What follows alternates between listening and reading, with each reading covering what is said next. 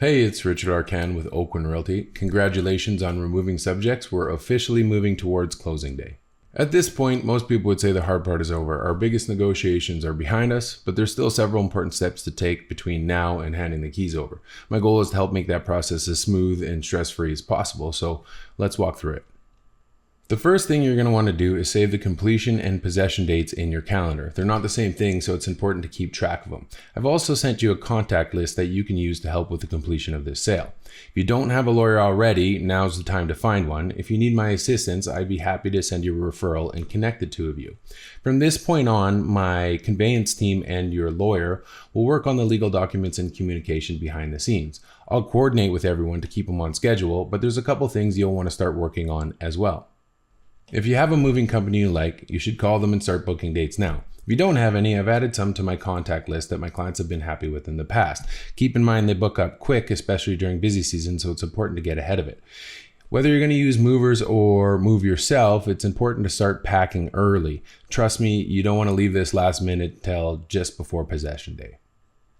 You'll also want to contact your utility providers and schedule your services to either be canceled or transferred to your new home. Examples of this would be electricity, natural gas, internet, cable, and water. I've also included a list of the most common utility providers in the Okanagan to the contact list. When it comes to insurance, you're going to want to keep your insurance one day until after possession. That way, if anything weird happens, you're fully covered.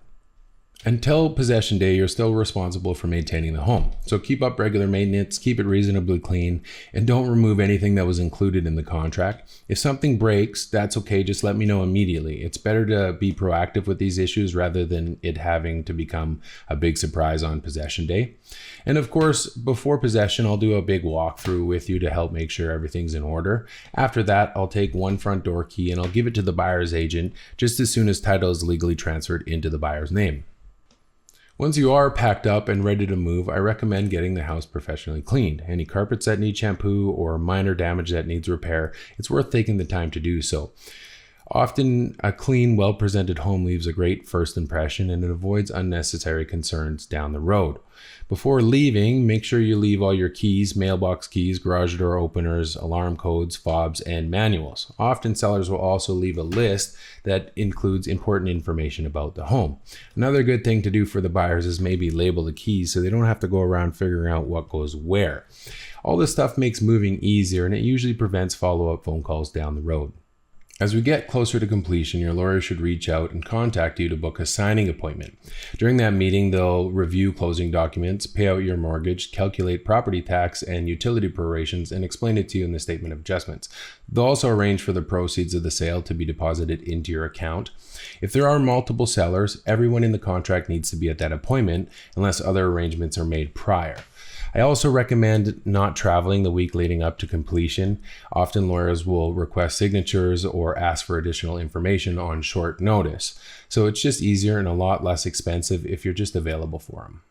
On completion day, the lawyer will exchange funds and register the transfer title at the land title office. This usually completes on schedule, but occasionally the title registration can be delayed depending if the land title office is particularly busy.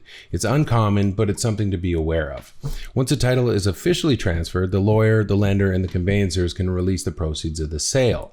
Depending on your financial institution, this can sometimes take a day or two for the funds to appear in your account. Possession day is when the buyers receive keys and officially move in. By this time, all your belongings should be out, the place should be kept clean, and everything the buyers need should be left behind. Occasionally, the buyers will notice something unexpected when moving in. These situations are usually small and can be resolved quickly with good communication. My job doesn't end after completion. If any questions or issues come up, I'll continue working with everybody to keep things running smoothly. It's not uncommon for buyers to reach out with questions after the fact. Usually, they're simply asking things like, how does this work? Where's the mailbox, and what day's the next garbage day? Although there's still a bit to do between now and possession, most of the heavy lifting is behind us. I'll continue to work with the buyer's agent, the lawyer, and all other professionals involved to keep things on track. If you have any questions at any point, don't hesitate to reach out. I'm here to guide you through every step of the process. Congratulations on the sale of your new home, and thanks so much for trusting me to help you through one of life's biggest milestones. That's it for this video. Goodbye for now.